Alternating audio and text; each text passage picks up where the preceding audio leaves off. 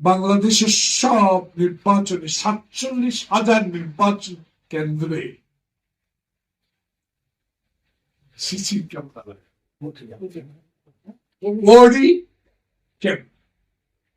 জাহাঙ্গীর সাহেব, আপনি আমার সাথে যোদ্ধ হয়, ভালো মানুষ, সৎ মানুষ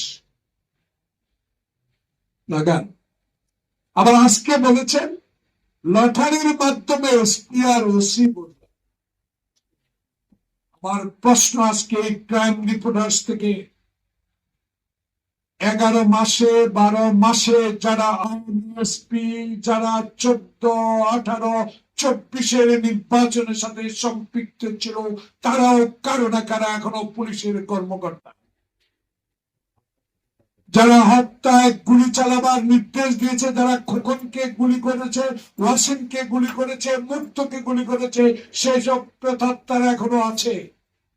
আমি কি জানতে চাই আপনার কাছে, আপনি যে লটারি দিবেন সেই লটারি থেকে এই অতীতের 18, 14 এবং 24 যারা পুলিশ কর্মকর্তা নির্বাচনে জড়িত ছিলেন তাদের নাম কি লটারিতে থাকবে?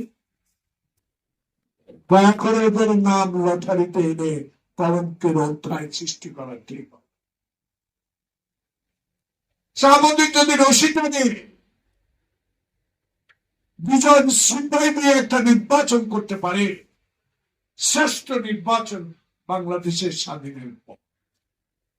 এখানে হেলিকপ্টার ব্যবহার হয় নাই,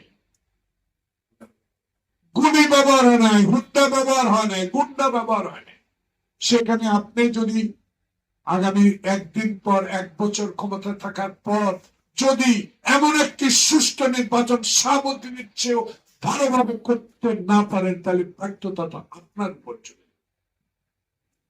তাই নির্বাচন নিয়ে আমি সন্তুষ্ট, তারিখটা দেন আরো সন্তুষ্ট, কিন্তু নির্বাচনের আগে যারা গণতন্ত্রকে হত্যা করেছে, নির্বাচনের নামে যে শর্তটিকে কদম থেকে উঠিয়ে লোকের দ্বারা ভোট দিয়ে যে কলঙ্ক সৃষ্টি করেছে, এইসব অফিসাররা যেন আগামী ফেব্রুয়ারি নির্বাচনে কোথাও দায়িত্ব না পায়, সেদিকে আপনাকে নজর রাখতে হবে। সবাইকে ধন্যবাদ। আসসালামু আলাইকুম।